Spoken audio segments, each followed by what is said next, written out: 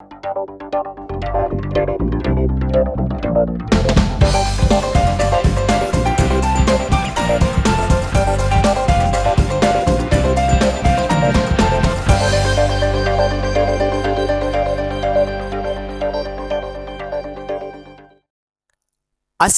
वालेकुम नाज़रीन इकराम, मैं हूं आपका मेज़बान शाहमीर हसन और वेलकम करता हूं आपको हमारे चैनल कंज्यूमर पाकिस्तान में। नाज़रीन इकराम, कंज्यूमर पाकिस्तान में आज हम बात करेंगे महंगाई के बारे में कि किस तरह इस महंगाई के ज़ोर ने पूरी पाकिस्तान की पूरी दुनिया के लोगों की जितने भी लोग हैं उनकी कमर को तोड़ कर रखा हुआ है।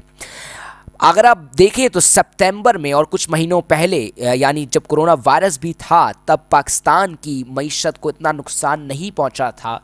अगर हम मुकाबला करें या कंपेयर करें इन्हें बांग्लादेश, श्रीलंका और हिंदुस्तान से, लेकिन अब पाकिस्तान दिन ब दिन बैठे ही जा रहा है। इसकी इकॉनमी को बहुत ही ज़्यादा, मईशत को बहुत नुकसान हो रहा है। लोग ज़्यादा से ज़्यादा नौकरियां खो रहे हैं। इसी तरह का कुछ इंसिडेंट यूके में भी हुआ था जहां पर लोगों ने एक ही दिन में नाज़रीन इकराम हज़ारों की तादाद में जॉब्स खो दी थी। तकरीबन 100 के अबव 100 के जॉब्स इंजीनियर्स, आईटी के लड़कों ने जो भी लोग हैं इन्होंने खो दी थी।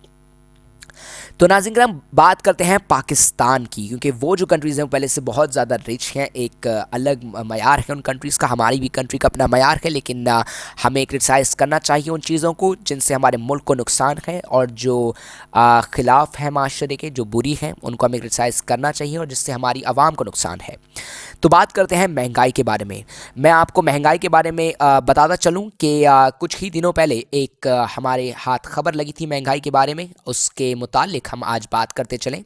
ये जो चार्ट आप मेरे अपनी स्क्रीन पर देख रहे हैं, जिसे मैं प्रेजेंट कर रहा हूँ आपके सामने, इस पर जनवरी से लेकर सितंबर तक के यानी जितने भी इन बीच महीने हैं उनके तमाम रेट्स आपके सामने मौजूद हैं। ये रेट्स पर्सन वाइड मौजूद हैं आपके सामने। आप देख सकते हैं कि पाकिस्तान, हिंदुस्तान, बांग्लादेश और श्रीलंका, ये जो 4 कंट्रीज़ हैं, ये जो कुछ कंट्रीज़ हैं, इनमें सबसे ज़्यादा अगर आप देखें तो पाकिस्तान नीचे जा रहा है। इसकी वजह यह है कि यहाँ पर महंगाई का रेट काफ़ी ज़्यादा ऊपर जा रहा है।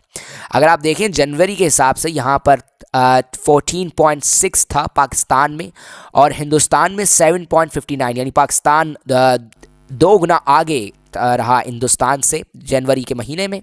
इसके अलावा 5.5 रहा बांग्लादेश में और श्रीलंका में 5.7 रहा। बांग्लादेश श्रीलंका में दोनों काफ़ी अप्रॉक्सीमेटली सेम ही था। और फरवरी की बात करें तो 12.4 यानी 12.4 पाकिस्तान में था। उसके बाद 6.58 हिंदुस्तान में। यानी कि जो अगर आप यहाँ पे नोट करें, यहाँ पे आपको एक चीज़ परसीव करने को मिलेगी कि पहले महीने में जनवरी में 14.6 और हिंदुस्तान का 7.59, ये बताता है कि पाकिस्तान की जो इकॉनमी मईशत है वो हिंदुस्तान से 2 गुना ज़्यादा नीचे गिर रही है इस कोरोना वायरस में, क्योंकि हर मुल्क में ऐसा हो रहा है। देखें यूके के बारे में जैसे मैंने आपको एग्जांपल दी, और अमेरिका के सदर ने भी ये कहा कि कहीं पे जाने जा रही हैं, कुछ अमीर मुल्क हैं तो उनकी वो अब हेल्प कर सकते हैं अपने लोगों को उसमें फंडिंग करके, या कुछ NGOs हेल्प कर सकती हैं लोगों को एंटीट्यूड्स में या फिर किसी भी इस तरह की चीज़ों में। लेकिन उन चीज़ों का क्या, अगर आपके पास सिर्फ पैसे हैं लेकिन आपके पास ये नहीं, ये ताकत ही, क़ुव्वत ही नहीं है कि आप किसी की जान बचाएं। हालांकि ये क़ुव्वत तो किसी भी इंसान के पास नहीं है। तो यही वजह है कि जब हमारे पास पैसे और हमारी ये शोहरत, दौलत, सब कुछ जो है वो मलियामेट हो जाती है, जब ये बात आती है कि हम जान को किस तरह ख़रीद सकते हैं, हम किस तरह अपनी उम्र को दुगना कर सकते हैं, ऐसा पॉसिबल नहीं। हर इंसान अल्लाह ताला के पास से अपनी उम्र को लेकर आया है और उसी मुताबिक उसको वापस जाना है। तो पाकिस्तान में अगर आप देखें तो पाकिस्तान में और बाहर अमेरिका में डोनाल्ड ट्रंप ने इस बात पे बहुत अफसोस किया था कि उनको जो है वो इस बार इंसानियत के उस पर बहुत ज़्यादा झटका लगा है। वहाँ पर महंगाई का इतना इशू नहीं है, ये एशियन कंट्रीज़ में है ज़्यादातर। वहाँ पर भी है कुछ मेजर पॉइंट्स में जो मैं बाद में आपसे डिस्कस करूँगा आने वाले फ्यूचर में, बरतानिया की इन्फ्लेशन के मुताबिक या बरतानिया की इकॉनमी के मुताबिक, और कॉन्स्टिट्यूशन के लिहाज से भी बात की जाएगी। लेकिन बात की जाए एशिया के मुतालिक तो यहाँ पर है 14.6। ये हमें बता रहा है कि अभी जनवरी से फरवरी तक और मेरे ख़्याल से आगे जाने वाले मंथ्स में भी ये इसी तरह का चलता गया। अगर मार्च की बात की जाए तो 10.2 पाकिस्तान में रहा और हिंदुस्तान, मुझे ये कहते हुए फिर थोड़ी सी शर्म महसूस हो रही है कि 5.84, यानी कि पाकिस्तान की 2 गुना ज़्यादा। अगर आप ये 3 चीज़ों को नोट करें, जनवरी, फरवरी और मार्च, इसमें ये 3 चीज़ें आपको बता रही हैं कि हिंदुस्तान हमसे 2 कदम पीछे ही था, हम आगे ही था इन्फ्लेशन में। यानी कि अगर ये हिंदुस्तान का जितना कम होगा ये रेट और या पाकिस्तान का ज़्यादा बड़ा होगा तो इसका मतलब यही होगा कि हिंदुस्तान हमसे आगे है, वो अपनी मुल्क में ज़्यादातर डेवलपमेंट्स कर रहा है और उसको महंगाई को ख़त्म करने की कोशिश कर रहा है। हालांकि उस पर तनकीद भी होती है कि करप्शन है, करप्शन पूरी दुनिया में चल रही है दोस्तों। लेकिन मैं आपसे बात करता चलूँ अप्रैल में क्या हुआ। अप्रैल में 8.5% और 7.22% रहा। इंडिया में इस बार अप्रैल में थोड़ी कमी पेशी आना शुरू हुई कंपेयर टू जनवरी, फरवरी और मार्च। एंड हम बात करेंगे बांग्लादेश के बारे में। बांग्लादेश में भी इसी तरह का रहा, 5 से ज़्यादा नहीं बढ़ा बांग्लादेश में, लेकिन फिर जाके जून में वो 6.2 आ गया, लेकिन उसके बाद दोबारा नॉर्मल होकर 5 पर आ चुका था। लेकिन श्रीलंका ने इसमें सबसे बेहतरीन कारकर्दगी दिखाई है। एक वेल डेवलप्ड कंट्री, एक गुड बिज़नेस देने वाली कंट्री, जिसे हम कहते हैं कि $1 बिलियन का बिज़नेस भी एक श्रीलंका से लिया जाता है। इसकी काफ़ी ज़्यादा प्रोडक्शंस हैं और बहुत सारी ऑर्गेनाइजेशंस हैं जिसके बारे में हम एक तफसील में बात करेंगे किसी दिन। खैर, आखिर वक्त में जून में और मेरे ख्याल में जून से पहले मई में एक ऐसा वक्त आया श्रीलंका में कि जब इनकी गवर्नमेंट ने, इनके लोगों ने काफ़ी ज़्यादा महंगाई पर काबू कर लिया था। वो काबू ये था कि ये 5 से 4 पर आ गया। आप देख सकते हैं कि ना ये आपको 4 या 3 बांग्लादेश में मिलेगा, ना हिंदुस्तान में, ना पाकिस्तान में, क्योंकि यहाँ पर हमारे पास, हमारी बदकिस्मती ये रही कि हमारे पास कोई एक प्रॉपर प्लान नहीं था कि इन्फ्लेशन को रोकने के लिए। महंगाई हद से बढ़ गई है, आवाम को 404 अरब रुपए का नुकसान। वजह गलत हुकूमती फ़ैसले।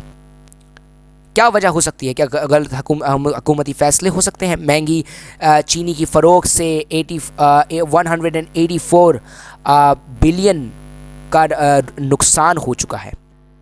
ये 184 बिलियन का नुकसान कोई छोटा नुकसान नहीं होता। ये आपके मुल्क के लिए, आपकी आवाम के लिए बहुत बड़ा नुकसान है। नाज़रीन किराम, मैं इन्फ्लेशन पे आपसे बात कर रहा था। अब मैं आपसे बात करूंगा कि हमें क्या करना चाहिए। खैर, मैं और तो इसमें गहराई में नहीं जाना चाहूँगा, क्योंकि मैं गवर्नमेंट से यही रिक्वेस्ट करूँगा कि बजाय जो लोग अमेरिका, यूके और दुबई इस तरह की कंट्रीज़ में खुश खुरम बैठे हैं, जिनको महंगाई का बिल्कुल नहीं पता, उनके लिए तो 1000 रुपये किलो भी टमाटर हो जाए या आधा किलो 1000 रुपये एक टमाटर हो जाए तो उनको कोई फ़र्क नहीं पड़ेगा, क्योंकि उनके बच्चे भी बाहर ही पढ़ रहे होते हैं। तो मैं किसी को पॉइंट आउट नहीं करना चाहता, मैं किसी पर उंगली नहीं उठाना चाहता, क्योंकि ये मेरा काम नहीं। मेरा काम है आप तक न्यूज़ पहुंचाना और हम तस्करा करें एक पाकिस्तान के शहरी होने के नाते। मैं आपको सिर्फ ये कहना चाहता हूं कि हमें गवर्नमेंट को क्रिटिसाइज़ नहीं करना चाहिए, हमें स्टेटमेंट्स को करना चाहिए अगर वो स्टेटमेंट्स हमारे माशरे के, हमारे पाकिस्तान के ख़िलाफ़ हैं और या तो हमारी अवाम के ख़िलाफ़ हैं। तो इन बातों पर हमें ज़रूर एक्शन लेना चाहिए। गवर्नमेंट से मैं रिक्वेस्ट करूँगा कि वो 30,000 नौकरियाँ कहाँ हैं इसका किसी को नहीं पता, लेकिन अगर आपने वो वादा करा था, उस वादे को पूरा करने के बजाय कम से कम आप महंगाई पर ही फोकस करके उस महंगाई को ख़त्म करने की कोशिश करें। क्योंकि अगर एशियन कंट्रीज़ में से कुछ कंट्रीज़ हैं जो काबू पा सकती हैं, तो पाकिस्तान क्यों नहीं?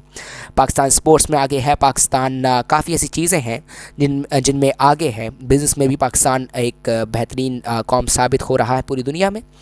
हमारे ऐसे हुनर नौजवान हैं जो पाकिस्तान का नाम रिप्रेजेंट कर रहे हैं पूरी दुनिया में बिज़नेस के हवाले से और पाकिस्तान की रेपुटेशन के हवाले से।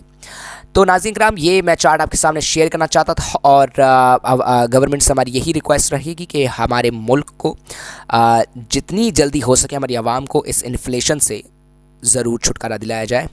अब दालों के रेट भी जहाँ जो 120 थे वो 140 हो चुके हैं। हम इसके बारे में मैं एक तफसीली वीडियो बनाने वाला हूँ जिसमें मैं रिव्यू लूँगा आवाम के जाकर मार्केट्स में, और तभी हम आपसे डिस्कस करेंगे कि वहाँ पर क्या सूरत हाल चल रही हैं। जो शॉपकीपर्स हैं वो क्या बताते हैं इन सब चीज़ों के बारे में। नाज़रीन किराम, मैं आपका मेज़बान शाहमीर हसन कंज्यूमर पाकिस्तान के साथ बने रहिए, जुड़े रहिए। कंज्यूमर पाकिस्तान आपको हर पल से बाखबर रखेगा। बहुत बहुत शुक्रिया।